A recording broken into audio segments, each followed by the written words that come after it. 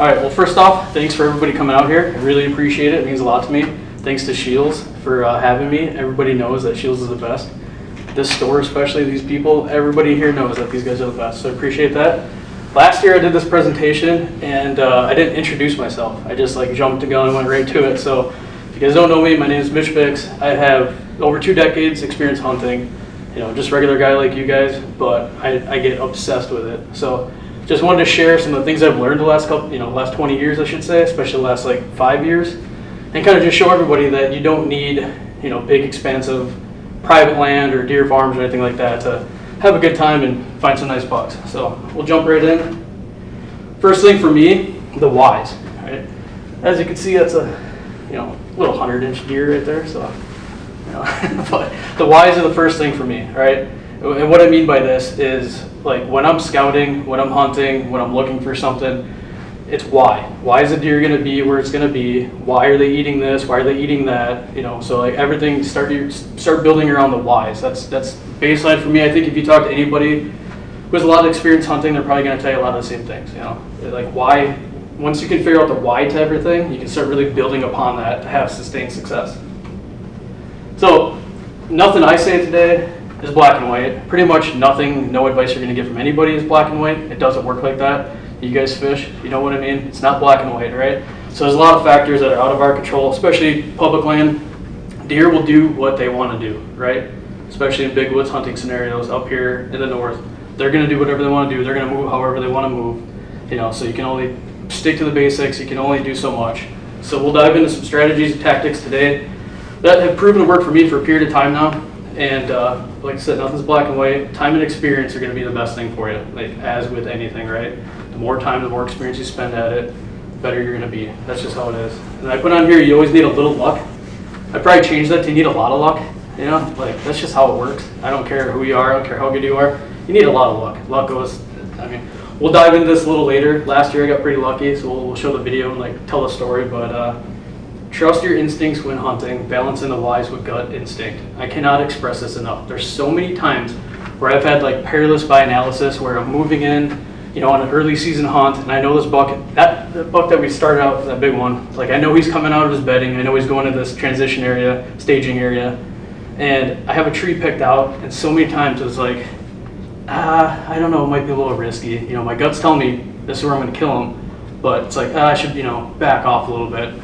And I never killed that deer. So just trust your gut instinct. It's telling you to go in there and get it done. Go in there and get it done. Boots on the ground. This is probably the most important thing. I'm assuming anybody you talk to with a lot of experience hunting is going to tell you this. The more time you can spend scouting, the more time you can be in the woods, the more time you can be building woodsmanship, learning things around you, learning these whys and why the deer are using terrain, why they're eating things. It's going to help you, right? So I put on here, I would argue 10 days, if I had to dedicate only 10 days of hunting, I'd spend 6 to 7 scouting. That's a lot. I'd say at least 5 to 7 days I would spend scouting, whether it's driving around looking, depending on where you are. For North Dakota, we're in like fields and things like that where you can actually class. Up by us, anyone here hunt south, or is it mostly north, like up here in the big woods? You hunt south like hill country? Yeah. So you could drive around and do some glassing in fields and things like that. A lot of fields on public land, I'm hunting in the big woods, you can't really do that, but I'd spend 5 to 7 days scouting, putting the plan in place before I actually hunted. Okay, so I look at scouting as 4 phases, right? Look at scouting 4 phases and hunting in 4 phases. Spring, summer, in season, and late season scouting. We'll kind of dive in a little bit. I won't touch on these too much. And then scouting in general, because like none of you guys are new hunters, so I don't have to go through this basic stuff, but scouting in general, I'm just taking everything in. Everything I can take in. And I'm going to certain properties multiple times. So I put on here a 3-year rule. And I found that over the last like 5-6 years chasing, I really like to pattern and target specific deer.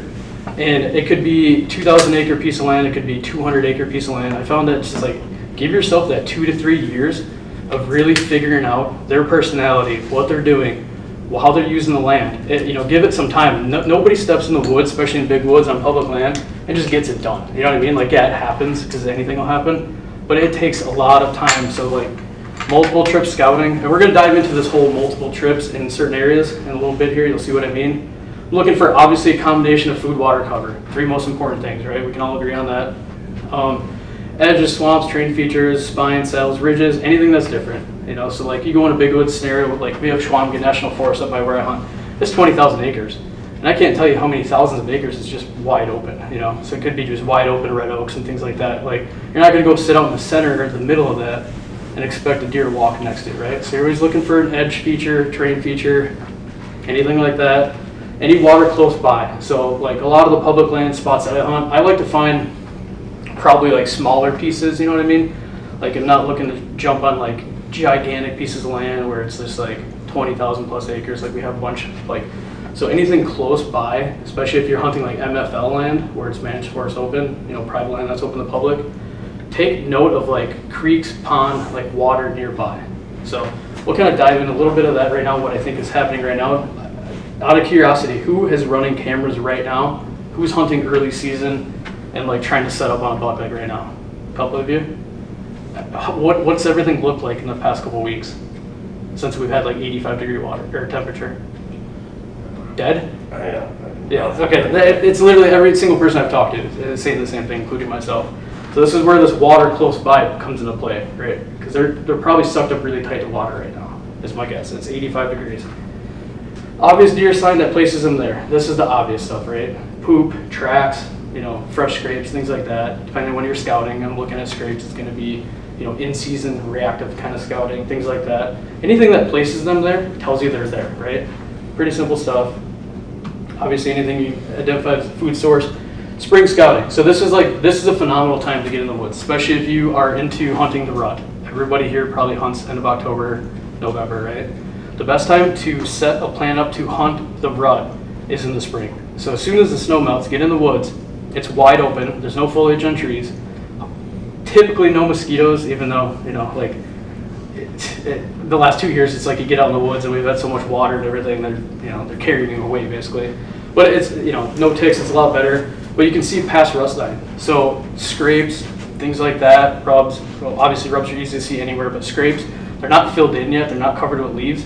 Spring is the best time to see that, to put a plan in place for the upcoming season. So this is proactive scouting, right? So this is my main focus for spring. It's for October, November timeline. Looking for anything that stands out. Potential bedding, scrapes, ridges, saddles, anything that might be a funnel that I identify like, hey, if they're, you know, during the rut, this is where they're moving through. Soft edge, hard edge. I don't know if you guys know the difference of that. I'm talking like hard edge is like a road. So imagine, you know, big piece of public land and you got like logging roads through it or like roads, back roads through it. That's like a hard edge, you know what I mean? So you can almost assume like, yeah, they'll cross it, but like I look at that as like that section's off certain properties, right? Soft edges are gonna be like a change in timber, a change in topography, things like that. So I'm always looking for something like that because deer are like fish, they're a creature of edge, okay? Something to keep in mind. Summer scouting. So I probably do most of my scouting in the summertime. It's usually miserable hot, you know, it sucks. We all know that. But it's a good time to explore new land that you haven't been to yet. And for me, a huge emphasis on finding bedding to set up upcoming early season that's approaching. So I'll get out there June, July, start hanging cameras, trying to find bedding, find my deer. Same thing, looking for edge, checking trees. Huge deal in early season. We'll touch on this a little bit. White oaks. Huge deal to find white oaks when you're summer scouting. And there's a lot more to look at, obviously, than that. But I'm hanging cameras and pattern early season deer. I'll set up some mock scrapes. So what you'll see in early season, especially in the summer when you're scouting, you'll find some bedding. And generally, coming from bedding is going to be some sort of staging area. So it's going to be kind of that first little spot that when they pop out of bedding, you're going to see something, it's a staging area that they'll kind of meet up. A lot of times there's already a natural licking branch, already a scrape or whatever. If you can't find one of those, staging areas are hard to find in the big woods.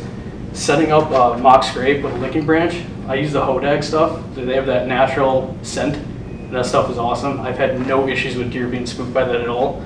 And they get spooked by a lot of things, obviously. So I'll set that up because that's a social hub. So what you're going to see, especially in early season, especially in the summertime, we got some like camera videos I'll show you guys. Like it's a social time. Summertime, early season is a very social time. You know, it's like laid back in the deer woods. It's hard to explain it. If you haven't done it, it's a good experience to get out and do it. But so I'll create that for a social hub. It's kind of a big deal to me. When I'm scouting in the summertime, my goal is, if I especially a new property or somewhere I've been to, I want to find bedding and I want to bump deer. I hear a lot of people saying you don't want to bump deer. BS. Like, I want to bump deer. I want to lay eyes on it. I want to know they're in there right now. You know what I mean? Here's just like a quick little video that I took on my cell phone. Just a small buck, but it was like summer scouting this summer. Bumped him. He stood there for a little while, took a picture. So like, to me, this is a big success. You know what I mean? Like, not a good deer. This is just an adolescent buck, but it teaches you something. Now I know where these adolescent bucks were bedding, you know what I mean, to get into the destination food source. In-season scouting, this is very reactive scouting. This is not proactive scouting, because you're basically playing catch up, right? So if you really try to kill a deer in early season like I do, and I don't do it in early season, and now we're scouting in season, this is reactive scouting, you know what I mean? So you're trying to play catch up, but trying to figure out where they're going and why. Why are they going there, right? What's the food source look like? Do I know where bedding is? Things like that. And you're reading and reacting to what they're doing. So it could be from trail cams. I use trail cams. I lean on them so heavily to pattern deer, and not only to pattern deer, and inventory. Everyone uses them for inventory to find out, like, hey, there's a shooter buck in this property, I want to use it. But you'll see as we go through this slide, like some of the videos I have and some of the stuff I'm talking about, how much you can learn when you set these things to take videos. You can see the personalities of deer. You can see how they're reacting to certain things, you know what I mean? So pay attention to that stuff all parts of the season. I put on here using a bike or like e-bike or a natural, quicker pace. So we're going to talk about pressure in a little bit. But what I like to do when I scout, or especially in season and I'm moving around looking for deer, like, think of it this way. If you're just like ninja creeping around, you know, like they're not dumb. They know what you're doing, right? But if you have a more natural, you know, like a quicker pace, you kind of speed scout, it's more so like a recreational property where somebody's walking their dog through. They don't spook nearly as much as they do from that kind of pressure as they do hunting pressure. We'll get into that in a little bit. So I put on here, I don't scout if I'm planning to sit 2 to 3 days from it. So this would be in season. It doesn't matter if it's October, November, when it is September. If I have to, like, if you don't know what they're doing, you know, it doesn't matter what time of year. If you just don't know, like, I don't know where this deer's bedding, I don't know where he's going, you don't have a choice. You can't play sit and wait game, hang a stand, wait it out, right? Either your cameras are telling you something, or you don't know and you have to get in and figure it out. So if I'm in a situation like that, I put on here, it's very situational. So like, if I kind of know what a deer is doing, but like I gotta find out more, I gotta push in and find out where they're bedding, I'll give that couple days of rest. You know what I mean? Like, you naturally just kind of want to do that and then get back in there. That's situational. It's not black and white. You can go in there, bump a deer. People do what's called soft bumps, especially in like land south of here, like where you hunt. People soft bump deer. They're out there scouting with bow in hand or gun in hand. They bump a buck and they'll sit in that spot because that deer could circle back and bed in there. You know what I mean? Because there's only so many places they can go when you only have, say, 20 acres, 10 acres, 5 acres of timber, and the rest is ag. Big woods, soft bumping, hasn't happened for me yet. Not putting any chips in that basket, you know what I mean? There's so many places they'll bed. We'll get into all this stuff too, and bedding. I learned a lot of like interesting stuff on kind of like buck bedding in general and how they use it. Late season scouting. So this would be what I consider late season, you know, after gun season basically. You got to get that second route window, like that kind of part of the year, and then all the way to February when season ends. Everything you learn in late season scouting, like mentally block it off just for late season. You know what I mean? Because what they're doing when it's late and there's snow on the ground, it hardly has any relevance to what they're doing in September, October, November. So when you're scouting in late season, just keep in mind, like, you're learning what they're doing right now in the moment and what they want to eat when everything is basically gone. And half, you know, in the big woods, it's woody browse. There's not much going on. But just keep in mind that, like, whatever you see in late season, take a mental note of that for the following year. If you still have your tag, those places you scouted, those deer are probably going to be back in there. I've never used like any late season but scouting or what they're feeding on to shoot them any other time of year, if that makes sense to you guys. And you're going to get a good idea of food source. I forgot the backup slide, scent control. So for me, when I'm doing this in season, especially if I don't have a weapon with me, it's like I'm hunting, you know, so I'm taking a scent-free shower, clothes on. I'm not just walking out there like a scrub, scenting up the place, you know what I mean? Still want to be a little cautious with that. Same for late season, especially if you're scouting in late season and you're trying to hunt them, like, and you have wet snow. like, people think that when it rains that, you know, heavy rain will wash your scent away. But yeah, have you ever heard people say like, hey, I'm gonna go out scouting because rain's coming, or like it's raining right now? When it's really wet out, if you talk to any dog tracker, they pick up that scent easier. So that's actually a myth. So when it's dry and windy is your best time to be out there, scent blows away. When it's wet and in the snow, that stuff holds. And if you pay attention to, say, camera pictures, or you go hunt in late season, you watch a doe come in or a little buck, or it doesn't matter what deer, and you just walk through some wet snow, and they'll pick up your tracks so damn easy. So just keep that in mind. Hopefully none of you guys are holding on to your tag in late season though, you know what I mean? We all want to shoot a deer here soon. E-scouting. So I use this just to find areas that I want to take a look at. You know what I mean? So these two examples right here are literally two current spots that I'm hunting.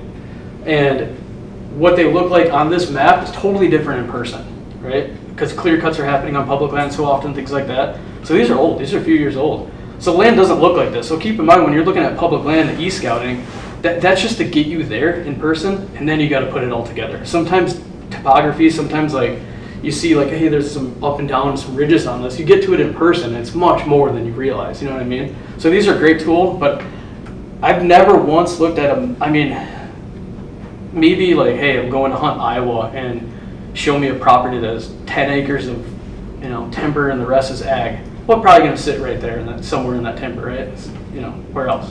But anything else, I don't use it to like, hey, I'm going to pinpoint a spot here, pinpoint a spot there. I'm using it to get in and look. And then what I usually do, and this is sometimes a 3-year-long chase after specific deer, and I know this and I've walked this 100 times, I'll sit up there all night and look at this on my phone and just think, okay, where else could it go on this map? You know what I mean? So just use it to get to the land is what I'm getting at. But it's a great tool to use. I don't rely on it heavily. Oh, this is just like a video of this area. I only did this because it's just so different than what it looks like up here, a little whitewashed. Okay, so do we have any hardcore walleye sticks in here besides Jake and David? You are? So everyone knows what this is though, right? Screenshot. Why did I put this in there? Can anyone guess why I would put this in there? Why does this relate to hunting? Anybody? Weed line. What's that? A weed line. Yeah, exactly. Yeah. So I got this weed line, I got this, and you see some rock right here, and it's marked off. I got fish on both sides. You see fish on the weeds, fish on the rock. So where do you see, I relate fishing and hunting together, right? So where do you catch walleyes throughout the year sometimes? Next to structure, in structure, or in the basin, right? But they're relating to something. So if they're in open water, that's one thing, or they're relating to structure. Deer are the same way. They're relating to edges, to structure. So that could be a ridge, a spine, things like that, soft edge, hard edge. They're relating to this stuff. And then obviously in the big woods, you have like your basin fish. You got your roamers. It's just gonna happen, you know what I mean? So I put the two together quite a bit. So that's why I put that in here. All right, trail cameras, we kind of touched on this. Huge deal to me. So obviously for inventory, but when I go scout a property, whether I know it or not, and I will say like early season is my favorite hunting ever. You know, I hardly care for the rest of the season. I want to tag out early season. I love patterning specific deer. So if I get into a property that I don't know, or I know, trying to find bedding, trying to bump a deer, and then I'm gonna start gridding cameras kind of. So you could do this with as many cameras as you have. You don't need, and if you have two, you can still kind of do the same principle of this. So I put my cameras kind of in random spots sometimes. And what I mean by this is like, say, you know, you find this like little 5-acre clear cut area, and you know you found a bunch of beds in there, they're bedding in there, and I know, you know, 600 yards away I have white oaks, I have native grasses. I know they're going to go to that, right? I don't know where they're staging yet, but I know they're going from there. And they're probably ending up here. So usually what I'll do is try to like envision, okay, how many directions are they going out of their bed? I'm only looking on one side to where I think they're going to go. I'm not focusing on 360 around it. I'm using my best guess. Which side are they going to? You know what I mean? Like, where are they going? Then I'll kind of like grid cameras up, and sometimes they're just in like open logging roads. I put them in a lot of like open, easy access areas. So I'll know when people are in there, which is a good thing because then you know like how pressured the places are. And then deer, especially in the summertime when they have velvet on, they're going to take the easiest path every single time. They're not walking through thick stuff. So it's just like, for me, it's like I learned so much on hanging cameras on what the deer are doing, where they're going, things like that. And a lot of times I'll burn a camera on a spot if like, hey, I don't think, you know, say we got some bedding on the south end of the property and I don't think the deer's moving west out of there, he's moving east out of there. I'll still hang cameras on trails or anything I see out of bedding on that side of the property to rule it out. Because like, hey, you might not be using it right now. This might be a spot for October. You know what I mean? So I put a huge emphasis on this. I've heard people say cameras, they're only good for inventory. But the last 3 bucks I've killed directly related to patterning them with a camera. And these are the ones I use. I absolutely love them. But there's a fine line in taking advantage of that and learning from them, because that's what they are. They're a learning tool. There's a fine line in learning and then relying on them so much that you sit and wait. I know people, like last season, that didn't even deer hunt because they sat and waited and they never found a buck. They never had a buck on camera that they wanted to go shoot. Or they don't slip into hunt until after the fact. Oh yeah, the buck came in like 3 days in a row. No, I should probably get in there. When you rely on them like that, you're behind the game. You see what I'm saying? So use it as a tool to learn, but don't get so reliant on it that it makes you sit at home, if that makes sense. All right, so this deer, we nicknamed him Freak. My friend here, David, we hunted this deer for 3 years, so I feel pretty blessed that I had the opportunity to hunt this deer. And a lot of the things that I'm talking about today, especially like this early season stuff and some things that I've learned, are like directly because of this deer. Because, like I said, I've hunted for over 20 years now, and nothing has got me just like fired up, obsessed, can't sleep at night like this deer did. And you can see why. I mean, he's an absolute freak. I think this little video of him. And so he's an 8-pointer. He was like a 10-pointer when he started hunting him. But I don't know what like how we end up scoring officially. But it's like a top 5 world record 8-pointer, and it could have been probably number 1 with a bow in archery. So just a freak, obviously, hence the nickname. And this is on public land. And I just went on a 3-year chase of, for one, I was fascinated, like how did this deer come about? You know what I mean? Like, we're hunting in Sawyer County in northern Wisconsin. It's not known for like giant bucks or anything like that. How did this deer wind up there? You know what I mean? So I'm so fascinated by this that I just took this 3-year chase. Like, I have to figure out why this deer is doing what he's doing and what deer do in general. I have to figure out what big bucks do. So a lot of the stuff I'm talking about, it's been for cumulative 20 years of hunting. I've learned a lot because of this deer. We'll talk about them a little more. So, myths in hunting. So this is going to be, these are the biggest myths in my opinion when it comes to deer hunting. And this might be one of my biggest secrets in deer hunting. I put on here pressured land. 2 types of pressure now, right? So when I look at pressured land, first type I'm talking about is recreational pressure. So we all probably been to spots where people bird hunt with their dogs, ride their bikes, ride an ATV, things like that, right? Most of the time it gets written off, right? You're always told, we've been told how many years from the TV shows and all these big names that you want to be the only person, you don't want no pressure. I think that's absolute BS, and I'll tell you why here in a little bit. So if you give me some public land that has recreational pressure, 10 times out of 10, I'm going to choose that over, say, another block that looks encouraging that nobody goes into, as crazy as that sounds. That's probably my biggest secret that I've learned in hunting, and the biggest myth out there. Like I said, there's 2 types. Second type is hunting pressure. That's not good, okay? You know what I mean? When you're hunting, you got a deer pinned down and you know he's bedded somewhere in a 2-acre chunk and he's going to work to a staging area and it's only 5 acres wide, not even, and he's going to a destination food source. There's only so many places you can hunt this deer, right? Especially how the wind is blowing, which way he's going to move it. They're not going to do the same thing every day. So if you got guys stacked on top of you, not a good thing. And getting, when we talked about earlier when I said natural or like a quicker pace walk, riding a bike, e-bike, and you bump a deer, it doesn't really do much. You're not going to blow a deer out of its area. You always hear that, like, hey, you don't want to go in there and blow it out. That's at the extreme. It's not going to happen, basically. You know what I mean? They're there for a reason. They live there. So, where was I at with that last part? Pressure land 2 types.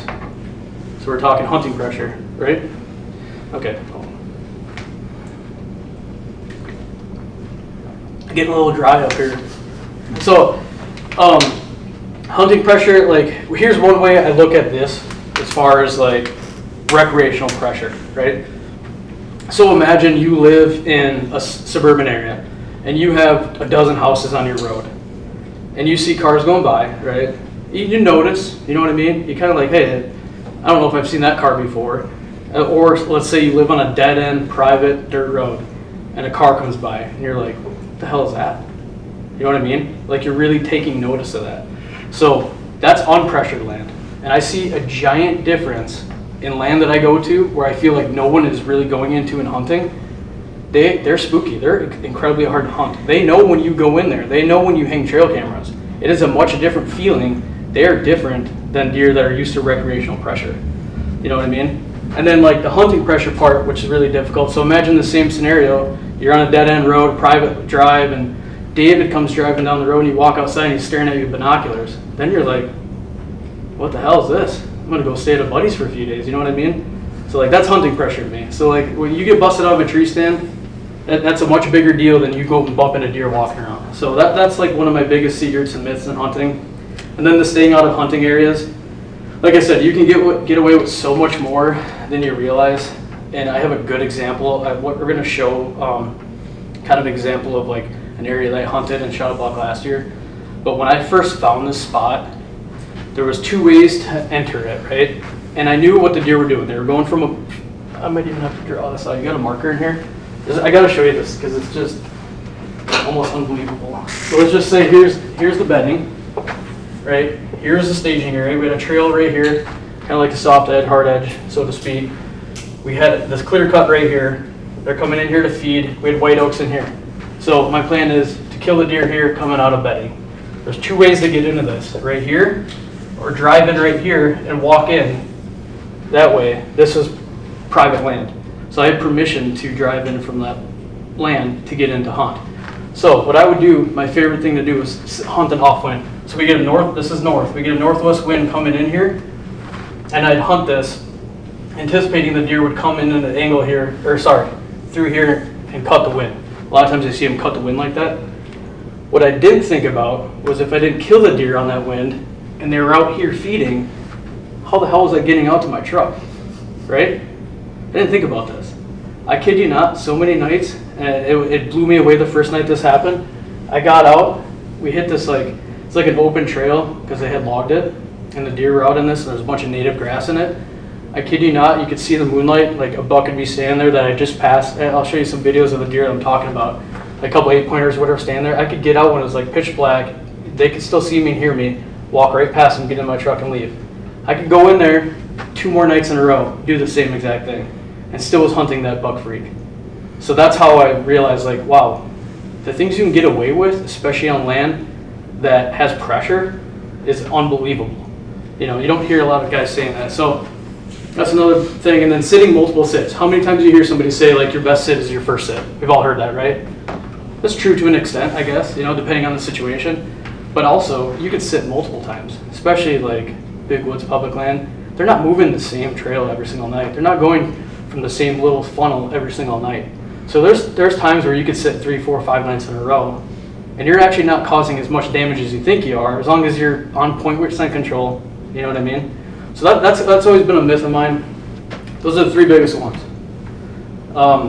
This is a buck from this summer. This is a piece of land that I have cameras that I'm running right now. I'm planning to hunt right now. This is obviously one of my target deer. He's a giant. And nobody goes in here. Like, I haven't seen anybody in here yet. I don't know anybody who hunts it.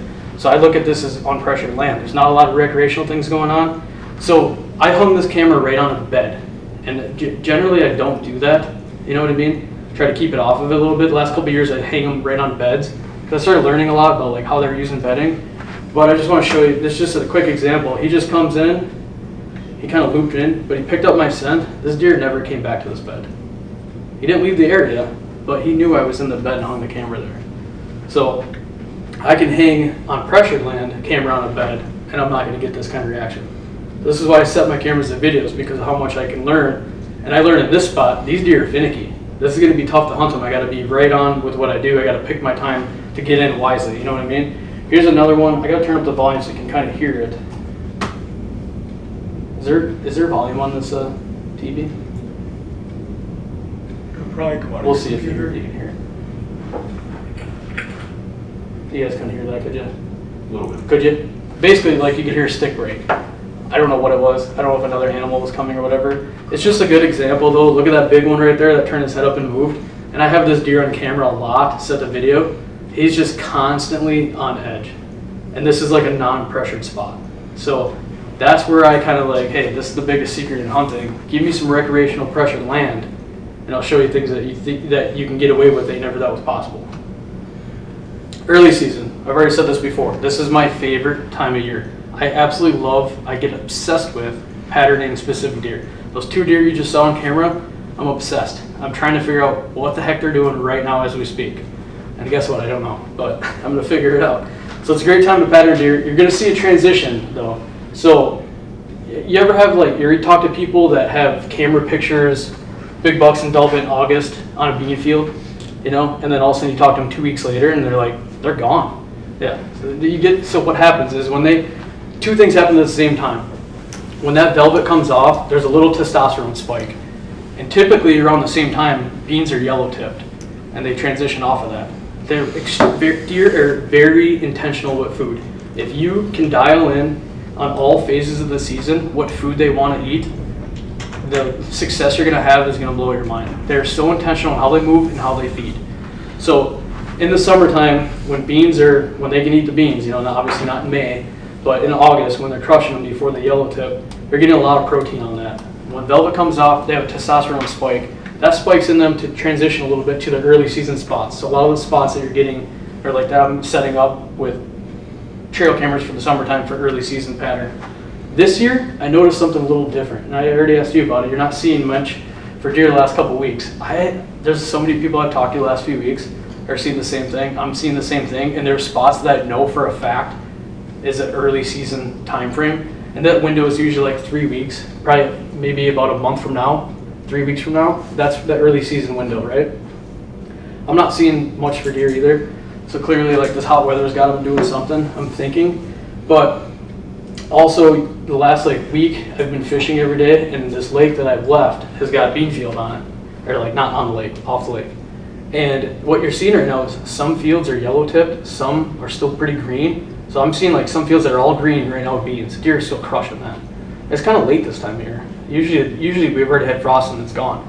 So I notice they're still on that stuff, and that's protein. They're so intentional. They're gonna load up on as much protein as they can in those beans. And then even from that, when the beans yellow tip and they still don't feel like they have enough protein, what you're gonna see in a good early season spot is native grasses. So like clover, there's actually like good amount of protein in clover. Who would have thought? Ragweed, you know, native grasses like that, you'll see that they'll go from beans to that stuff, from that stuff to white acorns, and then they start getting their fats in because they're so intentional with it. They get all this protein in, then they got to load up on fat because rut is right around the corner. So when, you know, for every phase of the season, if you know what these deer are keyed in on, and then once the rut starts, when you know what the does are keyed in on, that's kind of like the little secret to success right there. So what makes a really good early season spot is 2 of those things I just talked about: native grasses, clover. And natural clover can happen obviously naturally. A lot of places that they log, clear cut, things like that, just from machinery moving up, making logging roads, power lines, a lot of clover comes up in that stuff. That stuff is deadly in the early season. So we're talking like literally right now until, you know, we'll get to this, but like first 10 days of October is kind of the early season window where it's just on fire. So 2 things I'm looking for, like we just said, green food source before frost takes it away, white acorns. White acorns is kind of like that other little secret to a really good, it's like the last recipe to a good early season spot. I've seen some good spots that have deer bedding in them this summer. I know some friends that have spots that had deer bedding in them all summer. As soon as that velvet came off, they're gone. And there's no white acorns in these spots. Right now they're not crushing them just yet. I don't think so anyways. But there's no white acorns in that spot. So it's kind of like a mystery at this point. Are they going to be in there right now? Or is this where they're going to be in the second week in October for the red acorns? You know what I mean? So that, like a good recipe for early season, white acorns, native grasses. Gotta have them. Bed to feed pattern. So this is going to be an evening hunt for me. Obviously use my trail cams to pattern deer, find bedding in the summer. And what you're going to see a lot of times mature bucks in early season, when they become hard horned, you'll see them all summer long walking around bedding areas 8, 9 in the morning, 10 in the morning. They become hard horned, and like that testosterone spike that they get from that, there's something that triggers them. And this is not every single mature buck, but they get back to bedding when season starts. It seems to like 5 o'clock in the morning. It's like, it seems very hard to kill a buck on a morning hunt early season. But we'll get to when I start doing that. But obviously that's not every scenario. Some people, who knows, over the last week they probably shot morning bucks, you know, who knows. But what I see is a lot of adolescent bucks that are using daytime movement still. A lot of the big bucks are already back. It's hard to beat them to it. So a lot of evening hunts. So I'm looking for movement from bedding, staging to destination food source. And I never hunt destination food source anymore. It used to be kind of a, you know, like a lot of people hunt like that, say food plots. If you have food plots, I don't have anything like that. But you know, like you're trying to hunt the food. I always want to hunt them coming to that. You know what I mean? Because a lot of times they get to that stuff, it's already dark out. You know, especially if you are on some pressured land or there's other hunting pressure there. They'll go nocturnal, they're not going to move. So I'm always trying to get as tight to bedding as I possibly can, or in that staging area that's right after bedding. And that stuff's hard to find. I make it sound easy, it's not easy to find. Early season area, so every situation is relative to what's around. And we kind of touched on this a little bit. Like, you might think you have an early season area right now and there's no white acorns in there, and 2 weeks goes by from today, and if you're not getting these deer in, especially when the temperature drops, you're not in an early season spot. You're not on that deer. That spot that you're in, if it has red acorns, it still might have these native grasses and things like that, or some bedding, and you know there's deer sign in there. This might not be an early season spot, but it's going to be a spot that comes into play 2 weeks down the road when the middle of October comes around. So kind of keep that in mind, that once they're off, you know, frost comes, takes away these grasses, takes away all this stuff, all this protein, they're on white acorns. So where do you start? You know, so like, you guys are not new to hunting, but if anyone's listening and they're new to hunting and it's just like, where do I even start? You know what I mean? It's kind of intimidating. Basically look for one thing first: food, bed, you know, find acorns, find grass, find beds if you can, hang some cameras, just keep doing some scouting. And what you're eventually going to see is, and this is how like it all has started for me too, when we found Freak, you stumble upon a deer eventually, right? And then it starts to get to you. Why? You know, what's he doing? Why is he doing it? Once you find one little ingredient like that, it falls into place. It'll start to make sense. You'll start seeing how a deer is coming in and out of an area on a trail camera. You know what I mean? So that's where I'd start. Focus on one thing first. Don't worry about everything going on around you. Using wind to their advantage. This is kind of a strategy I started probably 3 years ago, heavily, and it was hunting this buck Freak. I would think to myself, why is he going to come out of his bedding in daylight, right? Everybody in the county knew that we were after this deer. You know what I mean? Like, it was no secret. Why is he going to move when it's daylight? Especially if I'm hunting a downwind approach. I thought there's no way in hell I'm going to kill this deer. So I thought, how do I give him the wind as much as possible so he thinks he's good when he gets up out of his bedding and clears it and goes out? So I started doing this off wind, give him the wind. And like I set it up in here, what I had realized with trail cameras, what I never realized this in person, I realized this in cameras by gridding cameras out.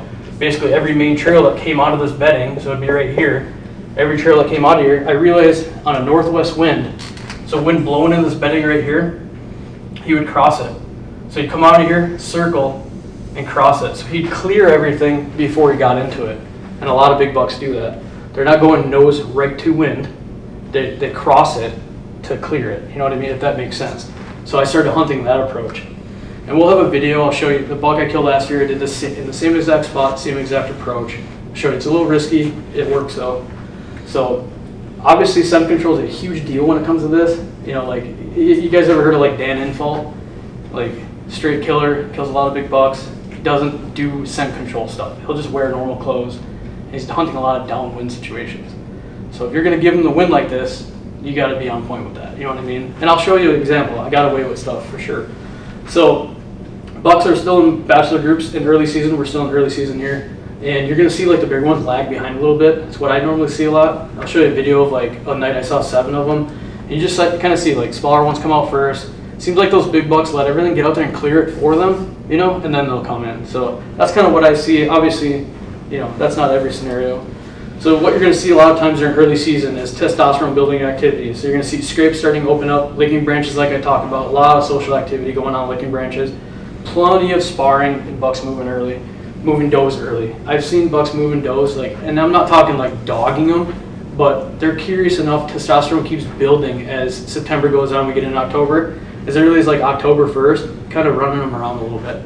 So you'll see some of these things. This is kind of that wind, how hunting the wind. My drawing is probably way worse, but you get an idea, right? Northwest wind, how the deer comes and like clears it out. This is just kind of a rough idea. That's kind of how I did it. So I'd be blowing my wind basically into this bedding, and I was banking on the stuff I learned from my trail cameras that the way he was going to cross northwest or northeast wind. So essentially, I knew that I was blowing my wind within 30 yards of where I anticipated him to be. So it's very boom or bust, right? I mean, he gets in 30 yards behind me, it could be all over with. So that was the approach I took on this deer. I did this multiple times, and then I believe in this fully. I rarely hunt downwind approaches anymore unless you're in an area that is heavily pressured by wolves, coyotes, bear, things like that, like chasing deer around. Then you're going to see a lot of tail to wind movement. So they're letting the tail blow over the back of them, and they're clearing everything with their vision. You know what I mean? And deer that are not pressured like that by predators, a lot of times they're cutting the wind to clear things out. That's what I see. So you hunted this deer up in Sawyer County. Did you not run into the wolves, coyotes, and bears up there? This spot I did not. So this spot was like one of these recreational pressured spots. So a lot of like people walking dogs, things like that. And it just didn't have the ingredients to hold wolves. And a lot of times when I see like in wolf country, like swamps around, generally every time I see like a swamp close by, wolves, coyotes, things like that. This spot had a couple, you know, I'd get like a random one here and there, some coyotes here and there, but nothing like pressured where they had to like move like that. And I knew how they used the wind. It wasn't because I just went out there and like took a stab at it. It was the trail cameras. So I'd pay attention, especially on these tactic games. Anybody run these where you get like wind pressure, everything like that? So every time you get a picture, you know exactly where the wind's blowing. So I would document that, screenshot it every single time if it was a daylight picture, or really any picture, and I'd pay close attention, like, okay, so he keeps hitting this camera in this wind, or these set of 2 cameras in this wind, you know what I mean? So I already knew they were going nose to wind, but I do see on pressured stuff they'll go tail to wind. Any other questions? I forgot to start that out. I wanted you guys to ask a lot of questions. I didn't want to talk at you this whole time. So if you guys got stories, questions, anything like that, throw them at me, please. Here's like this sparring stuff I'm talking about. So this is in velvet. You see the date on this, August 17th. This is when you start seeing like this kind of stuff happening. So it's probably a lot earlier than most of you thought, right? So it's kind of cool. Obviously, that is a buck I really want to run into this season. So we'll see if it happens. So this is a video from 2 years ago. So this is when I was still hunting freak. He was still alive back then. And this is one of these nights. Like, I think early season is absolutely magical. If you have a property that sets up for it, like all the stuff let's talk about, native grasses, white oaks, bedding. This was a night. This is September 25th, 2 years ago. We're not getting volume, are we? Yeah, We are? it's coming from the computer only, I think. Mm-hmm. This is just like things you see in early season. Opening scrapes, licking branches, just a lot of stuff like this going on. A lot of casual movement. You don't have a lot of spook deer, things like that. It's just awesome time to be in the woods.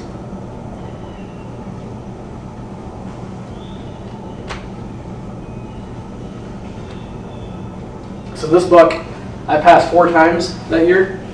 I shot him last year. So we'll have a video of that too. And he got a little bigger.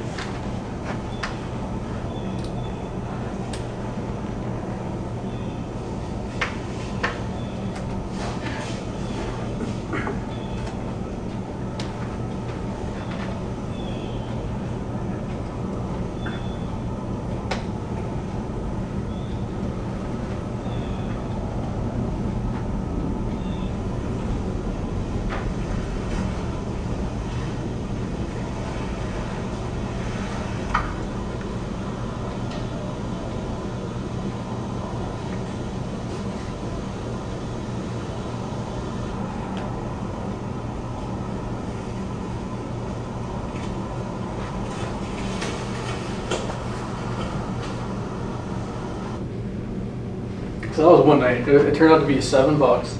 7th one was freak, and 2 of these younger deer were kind of out. I was like where I'm sitting right now. I considered that the staging area. You can see that licking branch, a scrape opening up. It's kind of like that first, and it was like the first couple white oak trees right there. So I was like, that was kind of the first little spot they funneled into and hit. Moved out to some of the destination stuff, and it was close by. They'd hang close by. And so I had 2 bucks out there sparring. And I was like, man, tonight set up so good, dude. I had 7 bucks go by. It's like every deer I have on camera in this area, like he's gotta come out. He did, but he got downwind of me, shockingly. Didn't bust me, but he got downwind of me because 2 of them were sparring. So they basically called him in, and he ended up like 35 yards from me. But it was like, my stand is facing here. I set the shot up right here. He was right here. And I just had this huge branch coming out. I was running my camera. I couldn't get him on camera because the branch is in the way. It would only focus on the branch. I sat here and watched this deer until dark, 35 yards away. That was like my second encounter with him. I encountered him 3 times that year. I was heartbroken, but kind of opened up my eyes to potential calling things. Like, I'm not a big caller. We'll talk about this a little bit too. Like, you're not going to hear me out in the woods rattling horns together and stuff like that. I just don't think, in the big woods up north here, I just don't think it works. Buck-to-doe ratios are whack. We're not Iowa. It's never worked for me. Some guys are experts at it, something I'll probably never be an expert at. But clearly there's something to sparring, right? The social activity kind of happening, because it brought him out. I mean, he came flying out. I didn't see him. I just heard him until I looked over and he was there. So, and another crazy part of the story, that night, I got up in a tree, walked in the spot, and I had seen him two days prior. My first time I ever laid eyes on him in person. And it was right after like some frontal, like some weather stuff. We'll talk about weather later too. And it was like one of these September, rainstorms, like thunderstorms like we get. And I sat there in my truck waiting to go on the spot, and it was just thunder, lightning, but you could see that the front was moving past. That front moved past, the sun popped out, and I had like 10 minutes to sneak up in a tree, or like 20 minutes to sneak up in a tree. Got out there quick, laid my eyes on him for the first time. And that was another thing that registered, like, okay, it's not only cold fronts. Any type of frontal weather like that, like right after the storm and the sun popped out, that triggered him to get up really early and get out there. It's the first time I've ever seen him in daylight in person. So fast forward 2 days on this night, where I saw him come out, I thought to myself, okay, what are the odds he's going to kind of come out in that same spot? You know what I mean? Didn't have a camera there, so I would have never known it, but I saw him in person. So I had a tree where I was like, okay, I can cover that if he comes out right there, and I can cover where I think he's going to come out. You know what I mean? A little more risky, but I'm like, I got the shot if he comes out. I get up in the tree, text a buddy, and I was just like, I feel exposed. You know what I mean? I didn't have a backdrop on me. I just felt really exposed. He's like, well, you better get down then. You better get down and move. It's like, shit, you're right. I better get down and move. I got down and moved to the tree where I filmed this video that night, where he sat there until dark, 15 yards from that tree I first picked. So it's like, that was part of the gut instinct thing. Like, I knew that tree was the tree, and then I second guessed it. You know what I mean? And it haunts me still to this day. So you gotta stick with your gut. Here's some food source stuff. These are white acorns. I'm sure you all know what white acorns look like, or the leaves do, at least of the tree. A lot of times you can see reds, and they'll fool you. You think they're white, but you got to make sure that they are. And this is just like browse, native grass. I put berries in here. I used to think berries kind of played a bigger part in like their diet early season, and honestly, I'm not really sure if it does. I just know that like some of my really good early season spots, they have berries there, and I guess it makes sense because like, what I really like to look for is clear cut stuff. I love to find properties that have multiple clear cuts going on, especially to set up this early season hunting. So, you see one fresh clear cut, you see one 3 years old, one 10 years old. They're gonna use that to bed and feed, things like that. A lot of new growth coming up from that. So a lot of times you'll see berries around. So I always thought they eat them. I feel like they do. I've just never seen it happen. Have you guys ever seen them eat a berry? You would think so. I don't know. I just put it in there because I know that like part of that recipe for early season spot, there's always berries there. It's just something I've noticed. Here's just trail cam video of a buck this year. Just kind of, the spot doesn't look like much, but you can just see they're just browsing on browse, And this is a lot of the main food source in the big woods and up north.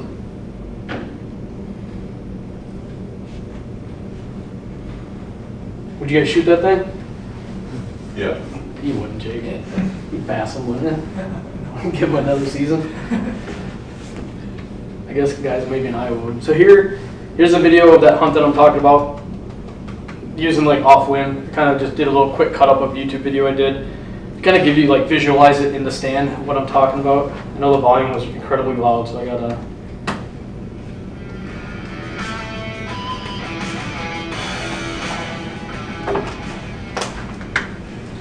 You guys I just got up in the tree. You guys hear that? And I had to shed a layer because just to walk in, it isn't that cold yet.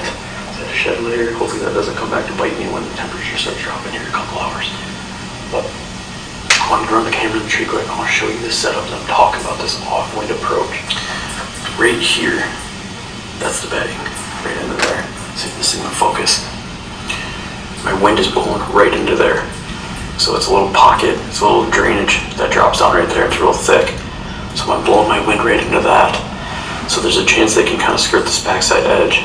And I still think that, yes, it's downwind of me, but I think with the angle where I'm at, where it's blowing to, that it'd still be good. But what I'm hoping they do is, that's north, here's northwest, that they come out of bedding, kind of circle around, and then use this edge right out here in front of me, and kind of quarter it.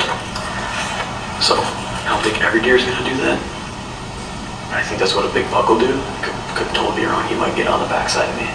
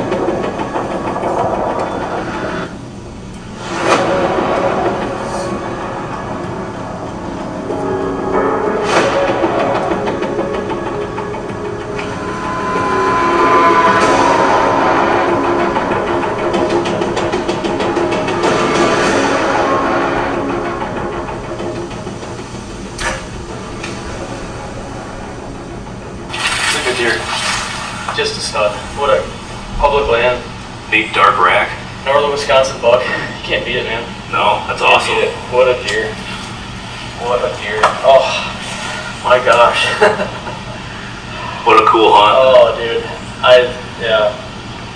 Amazing. What do you guys notice from that? Anyone notice that they actually got downwind of me? When I pointed out where I was blowing my wind and I said there's a chance to get on that backside edge, I still think I'd get away with it. And I thought I'd get away with it because the year prior, that's what Freak did, my second encounter with him. Well, this deer did that. So he was on a doe. This was October 6th or 7th last year. And like I said, they were pushing does around. He was a very aggressive deer. So this is the kind of deer I don't believe in calling a lot, especially in early season, or really any time of season. You could snort wheeze at this deer, didn't matter what time it was in September, and he's gonna come running right to you. So he was just super aggressive. So he followed two does out. He obviously pushed them out. So they all got downwind of me, but he still made his way right to that clover patch that I figured they'd wind up to.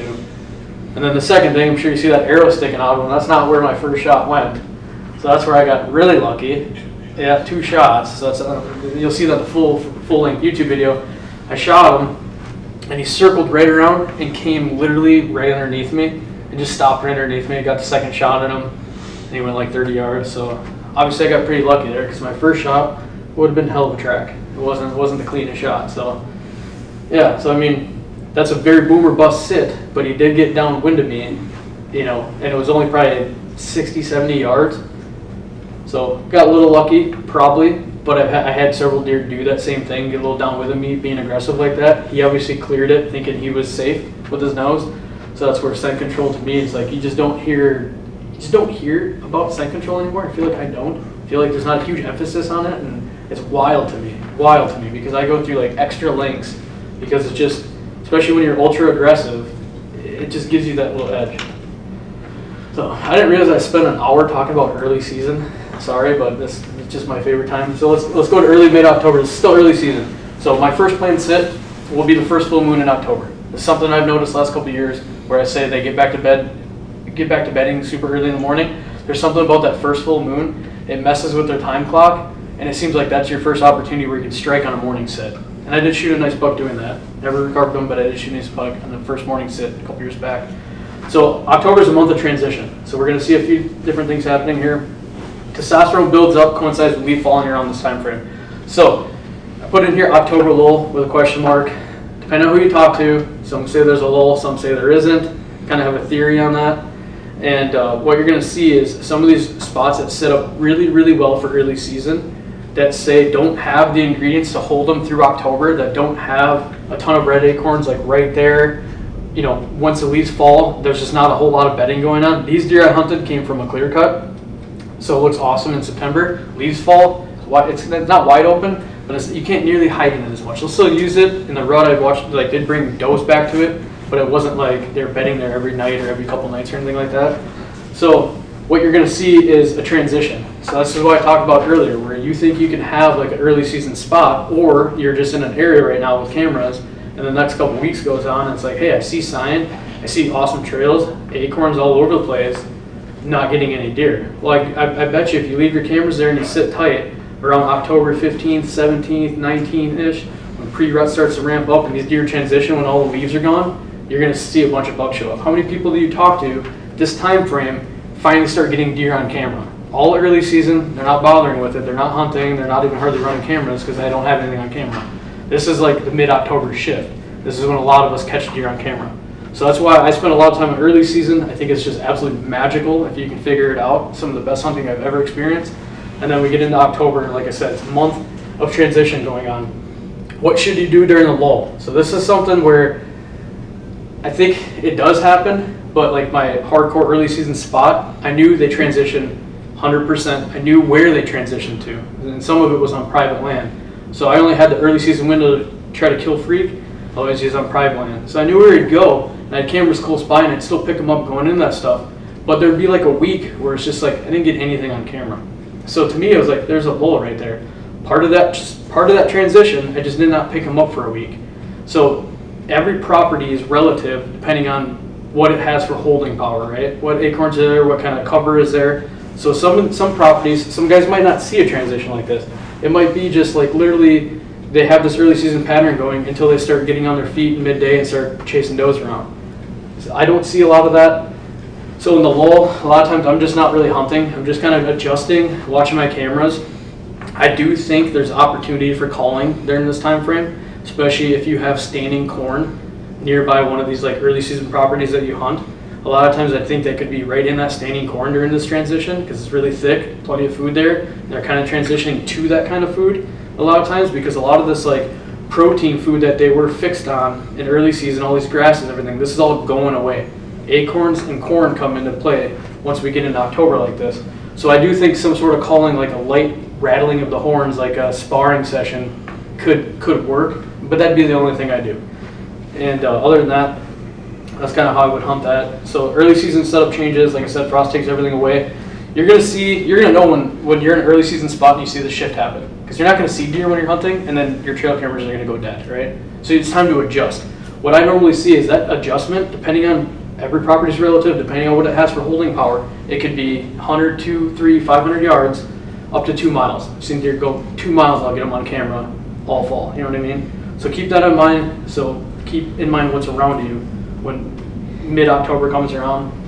This is one of these spots right here. I put this trail camera picture in here for an example. October 17th, on this piece of land, I'll run cameras all summer long, all early season long, not get anything for good deer. Doe groups, a couple little adolescent bucks. 2 years in a row on October 17th, on this exact camera, this spot, he opens up a scrape. So he transitions into that. You know what I mean? So like, that's how I know this spot is a hardcore October spot. And you see scrapes in there, I have a lot of red oaks in there, a lot of ridges, things like that. So wherever he is in early season, this spot doesn't have that holding power, doesn't have white oaks anywhere, doesn't have a lot of native grass anywhere. So he's somewhere else and then transitions to this. So if I still have my tag on October 17th, I said the same thing last year, you bet your ass I'm going to be in this spot. Well, I'd stopped hunting before October 17th last year. This buck is still alive, had him on camera. But this is like, around this time frame, this is why I use the example. This is when I see that shift happen. Earliest like the 15th, I feel like. You'll get some random stray bucks in between that little period. So then you get in the middle, late October, this is what I'm talking about. Like everything changes, pre-rut starts ramping up. I don't rely on cameras like too heavy. What I do rely on them for is just what I showed you, like past evidence of deer coming in these areas. They're very intentional with how they eat, very intentional with how they move. So when you see a deer in October, or end of October or November, they're in that area for a reason, and typically if they're still alive, they're going to be in that same area again the following year. So keep that in mind. So a lot of pre-rut and rut hunting, I'm going off of past trail camera pictures to put these deer in the areas, or like especially does when they come into heat in these areas, because they'll come into heat within a day or two. It doesn't cycle every year. Daytime cruising, this is where it comes into play. This is where a lot of people love hunting. October probably might be one of the best months of all time, because you've got that early season mixed with pre-rut start to ramp up. A huge opportunity to kill both, pattern deer, kill them on their feet when they're moving, checking does.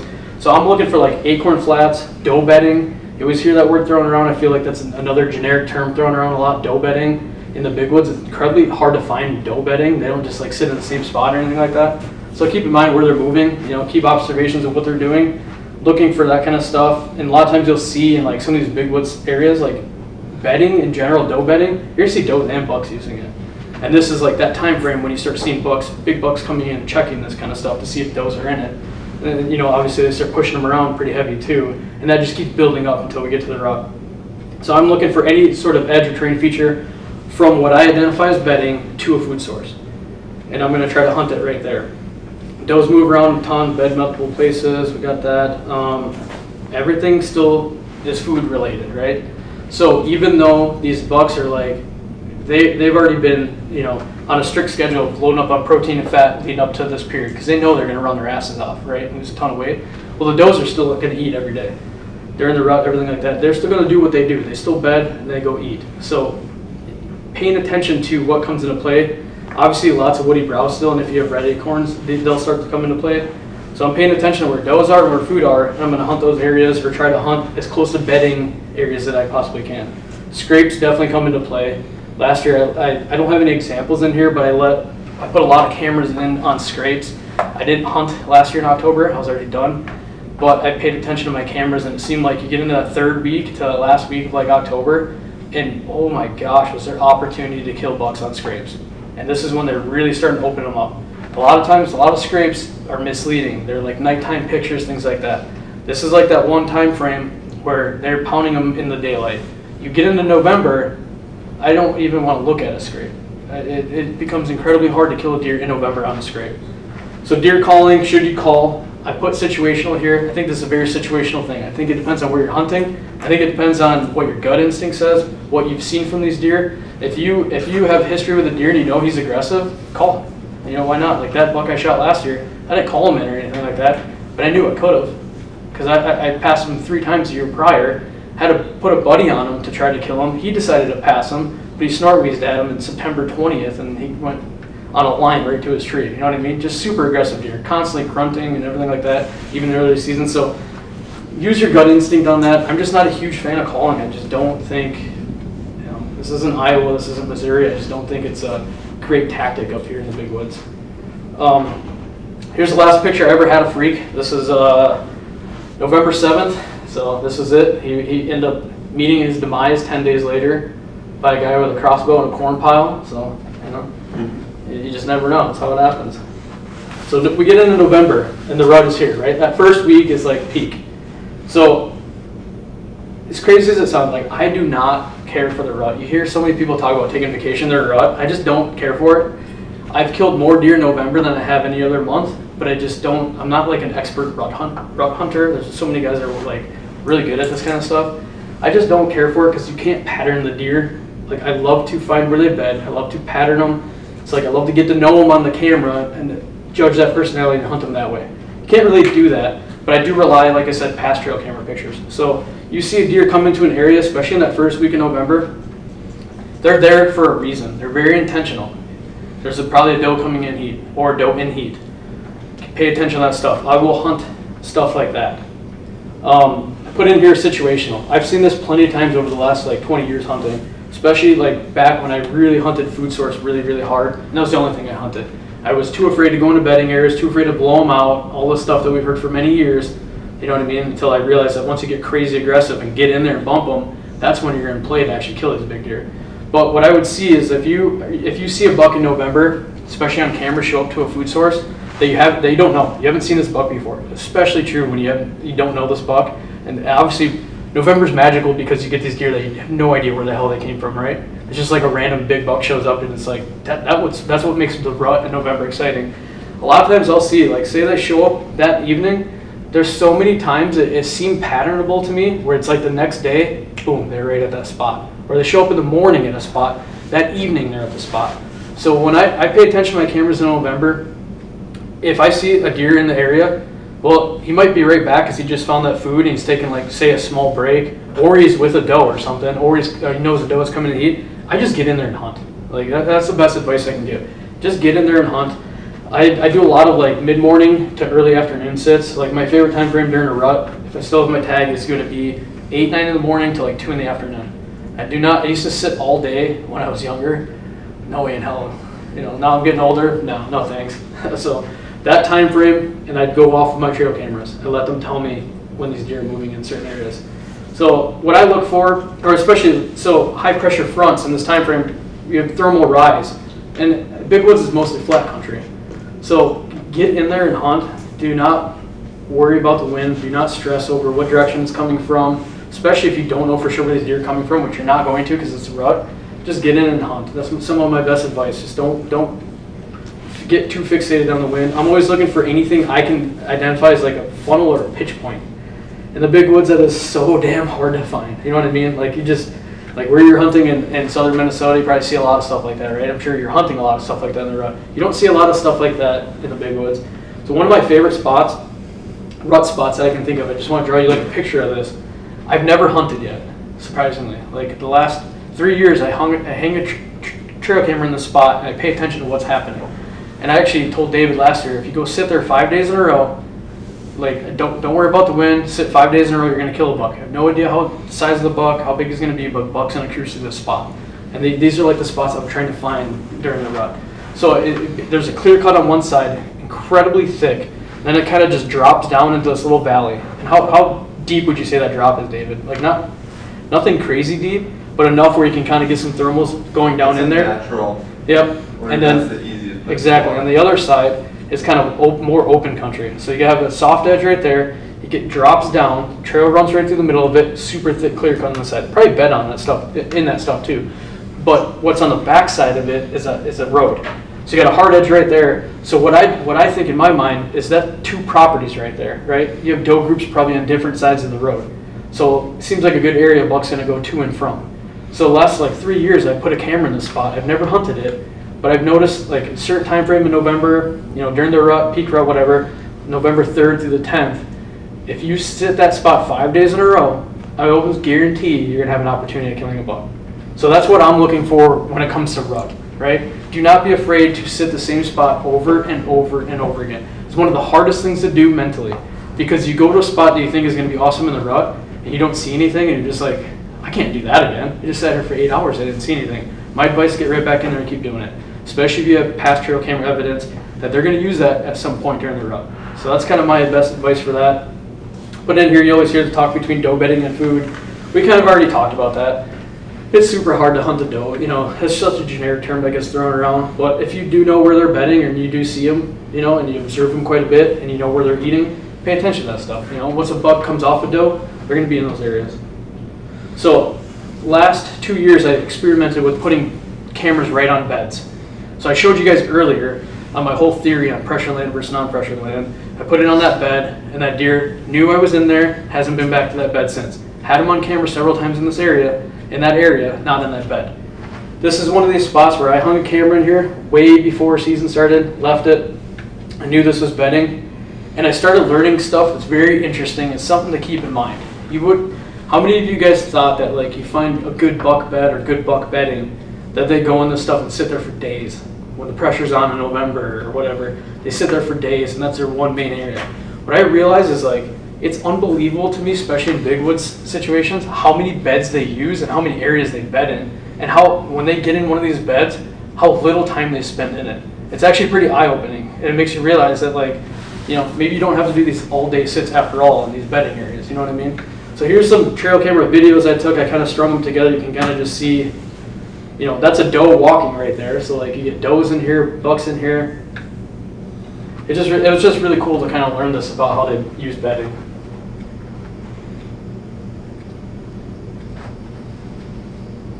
So that first one is November 2nd. This is November 9th. So this is right in that, you know, people's favorite time to hunt, right in the rut. This one's not bedding in it, but he's checking it.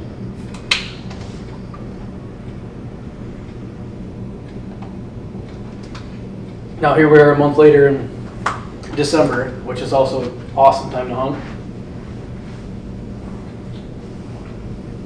See there's 3 bucks right here in this one frame. Got one on his feet, 2 laying down.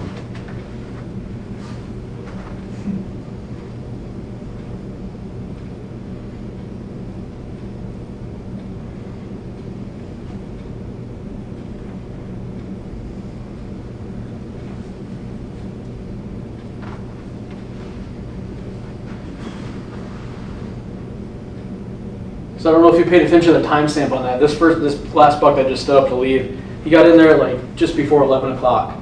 So he was in there the longest, from 11 to 2, you know, so like that was probably the longest I saw a buck go in this bed and use it. And this is a really cool spot. It looks really wide open, and it's like an island that comes out to a point.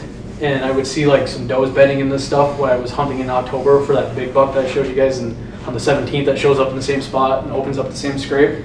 So I'd observed that, and I finally went in there one day, saw this massive bed right there, right on this point. And then you get in the bed and you look, and it's like, oh my gosh, like any deer close to that bedding area, watch me walk in every single time I went to hunt. You know what I mean? Like they could see so far. So like they're not always bedding in crazy thick areas. That buck that I showed you, we don't need to back up to it. Really good quality deer. I've encountered him a couple times, just never caught up with him to kill him.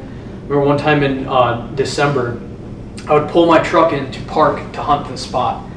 And I pulled in, and it was during late season, and I still had my tag, so why I didn't have a muzzleloader, just stupid rookie mistake. I pulled in to go swap a chip out of my camera or something, or change batteries, and I parked my truck, and I kid you not, I saw there was like truck tracks that drove in here, and somebody walked out of the truck and just stood there, and I was like, oh, interesting, like I haven't bumped into another hunter here. So I'm just like, I wonder what he was looking at. I'm curious what another hunter is thinking. So I like walk and stepped in the tracks, and I'm just like looking out, and I look over 60 yards. That buck's bedded there looking at me. And I was like, you have to be kidding me. Right where I park my truck all the time. He's bedded right there. And it was just basically a big flat that they're working their way up to, saddled, and then dropped way down to this drainage. He sat right on that, bench, not a saddle. He laid right on that bench, wind blowing over his back, and he could cover, you know, hundreds and hundreds of yards. Nobody could get close to this deer. But I pulled him with the truck, back, you know, hopped in the truck, backed out of there, and I was like, holy crap, like he didn't move, you know, a truck didn't scare him. If I walked in there, totally different story. So I called a buddy and I was like, dude, you gotta get here, you gotta meet me with a muzzleloader, like ASAP. This buck is bedded, he's big, and I gotta get him. He met me, my buddy Doug, he gave me the best advice ever when I got there. He's like, let's drive right to the same spot, walk out of the truck to that bench, shoot him. I was like, nope, I'm gonna walk up there. I know where he is, right? I know where the wind's blowing, I know where he is. Well, I walk up there, you know, not quiet at all, you know, clumsy as hell. And he was standing 20 yards from where he was bedded. So I like popped over this little knob and thought I was gonna see him, and I was like, shit, where is he? And he was standing like 20 yards away. Muzzleloader, by the time I put the scope on him, he took off running, you know, never shot him. But it's just interesting that what I'm getting at is, you know, gun season pressure, all this hunting pressure, and you think they're going to be in the thickest spots ever, and a lot of times they are. Don't overlook these spots in like a little bit of hill country where they can cover they'll bed in like unique places, and they bed so many different places and spend little time in them. That's like one of the biggest things I learned. I find it very interesting because I'm always trying to hunt bedding areas, and a lot of times you hang a camera on a bedding area and a week will go by and you're like, how is nothing using this? You know what I mean? And then they'll show up. So like, it just shows you in the big woods, they're rotating around quite a bit. So we get into December, February, late season. This is after gun season. There is a phenomenal second rut window that happens at the end of November and the first 2 weeks of December. Absolutely lights out. You see some of these younger fawns or whatever come into estrus, and these bucks will be on them. Another thing too is that you can start to pattern them again. We get in this late season window, and food is obviously key. And what I've noticed in all the spots I hunt is red acorns. Like, you'll see that you could hunt these areas that have just tons of piles of red acorns, and you'll see in early season they're hardly touching them. Throughout the season they're eating on them, but it's like they almost intentionally leave them until we get snow on the ground. And then you can go walk around when there's snow on the ground and like thick red acorn flats, and you'll see it pawed up to like crazy. So they're definitely keying in on that stuff. Or if you have any corn left over. Usually by this time, we don't. You know what I mean? Corn is cut. That hardly comes into play. If you're in an area where you can bait, they obviously love it. But I'm looking for red acorns. They're depleted at this time frame. Not only do we have this rut pressure, hunting pressure, gun season pressure, they've been running around for a month chasing does. They have to eat. They absolutely have to eat. So this is where I get right back into the same mindset as early season, trying to find where he beds, trying to find where he's going to eat, right? The tricky thing is in late season, they'll bed really, really close to food. This isn't like early season where I'll see them bed 200 yards away, making their way to a staging area to the food. They'll bed right on the edge of that. It makes it really hard to get in a hunt. So I like to look for personally thermal cover. So if I have pine trees next to this, a ridge or bedding pine trees, then like ridge, acorn, something like that, something that I know they're going to use, you know what I mean, and come out of the thermal cover like that. That's the kind of stuff I'm looking to hunt. And I say that as an example because I killed a buck doing that same exact thing. Coming out of the pine trees, running down a ridge top that I knew he was going to use to get to acorns. All right, scent control. This is one of the most important things to me. It's the difference being able to get aggressive or having to rely on downwind tactics.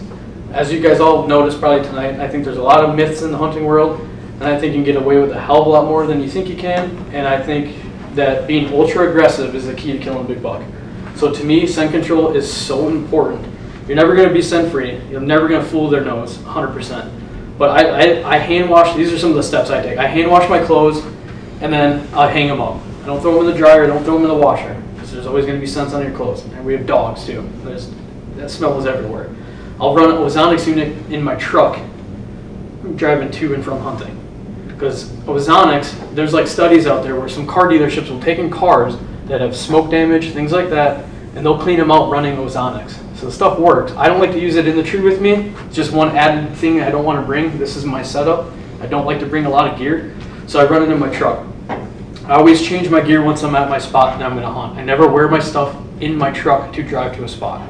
So what I do is I hand wash regular set of clothes as well, right? And I wear that regular set of clothes to the spot, then I change into my camo. I don't care if it's 70 degrees or if it's 20 below. I'm getting outside and changing my clothes. That's how I've always done it. I say rub dirt on my hands. This is no joke. I'll get on my truck, I was touching the steering wheel, I'll rub dirt on my hands. I also, since I'm giving away all my secrets, this stuff right here called camo dust, I take a look at it. So these guys were farmers, I think chicken farmers, and chickens smell, right? You're always trying to clean a coop and things like that. I have chickens, I know this. This stuff is kind of like a technology used for keeping chicken smell down. And so you can put it on yourself to like eliminate scent. I put that stuff all over myself. It's just like dirt. It's phenomenal. I really believe in it, okay? But yeah, rub dirt on yourself, whatever. Like think about things throughout the day, or from when you leave your house to your hunting spot. What are you touching in your truck? You know what I mean? Just like things like that. I'm very picky about that stuff. Does it make a difference? I think so. Depends on who you talk to. They don't think so. All right, we'll burn through these quick. Staying mobile and active. So if you give me an option to purchase hunting equipment and you tell me that I can only spend or buy one high-end item, you know what I mean? And the rest has got to be bargain bin shopping or used or whatever, I don't need a fancy bow. 20 years ago, my bow was not this high performance, right? But I was confident that I'd kill a deer with it. So you could buy any any bow and get confident with it. That's the biggest part. If you're confident in your shot, you're going to kill a deer. Camo, you don't even need it. I use the SCHEELS stuff. It's really cheap, so there's bargain shopping, and it's actually really good stuff. But you don't even need camo. Boots you can wear, whatever. Pretty much everything that you take in the woods with you, you can get cheap or secondhand. The one thing I will not sacrifice ever, my tree stand setup. To me, this is one of the most important things in hunting, is being able to be lightweight, mobile, not sweat, get in and hunt as aggressive as I want to be and where I want to be, quickly. I'm not a saddle hunter, you know, that's in the same realm of hunting. I'm not a fan of them. I like platform setup. This is exactly how I go in the woods and hunt. Have my pack on there, keep a grunt tube in there that I hardly ever use, and rangefinder, my vinyl harness, and my tree stand. The most minimal setup that I can possibly bring into the woods. Don't have a huge backpack, anything like that. So that's another thing that matters the most to me in hunting, is probably this tree stand right here. And I believe once you have your location picked out, wind and weather is right, you did your work, you did your homework, you know, your scent is in check, being mobile and being able to get in there to actually kill the deer is the most important part. So you got to be confident in your shot, you got to get in there. And a lot of times you can't get in there with a ladder stand. You're not going to get in there on foot. These things are a game changer. If you use one, you'll see what I mean. Thermals, temp, and pressure. I'm not going to get into thermals. This would be another whole 2 hours. We're already running way past time. Temp and pressure are a big deal to me. So we already talked about fronts, how I first encountered that buck freak when a storm came in, bluebird sky right afterwards. Same thing on a cold front. Love to hunt cold fronts. 2 years or 3 years ago, I hunted, it was 70 to 100 days. I spent my whole fall hunting. One thing I learned is whether you have 100 days to hunt or you have 10 days to hunt, you can pretty much predict in end of September, first week of October, get in November, these cold fronts, the first few cold fronts of the year happen, and you've done your homework, those are the times to kill a deer. So I realized over the last few years, it didn't matter if I had 100 days hunting or 10 days hunting, the results were still the same. So what I pay attention to, I put this on here, right here in the center. This is Weather Underground. You don't need an app for this or anything. If you go to Weather Underground and type in your area, you can see like an extended forecast. I'm always looking for, you see that red line and the black line?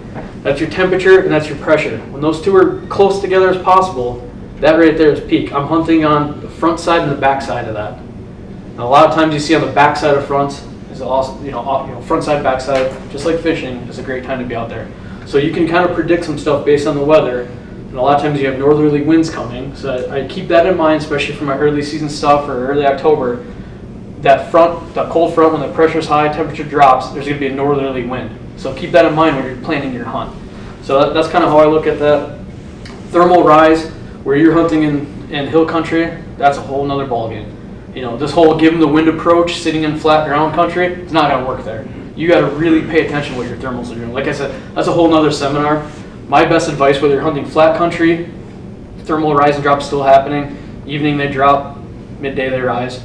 Hill country, my best advice is if you don't know a ton about it and you just want to get in there and hunt, grab a bag of milkweed and just let that stuff go. It's going to tell you exactly where your scent is going.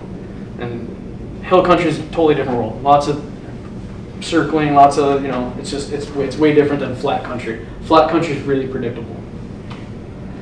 We already talked about this temper and pressure. I plan my hunts around this. This is no joke. And that's all I got for you guys. So, went a lot longer than I thought. Obviously, as you can tell, I have a huge emphasis on early season. I'm trying to recruit as many people as possible to hunt early season. It's just so lights out.